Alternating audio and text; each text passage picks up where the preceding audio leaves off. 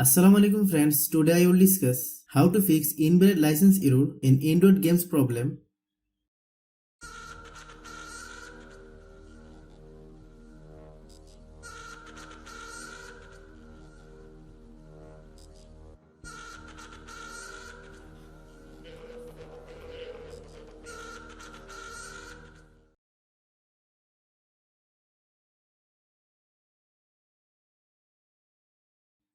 Open Play Store. You have to delete or uninstall your current installed game from your smartphone. Then install the original game from the Play Store.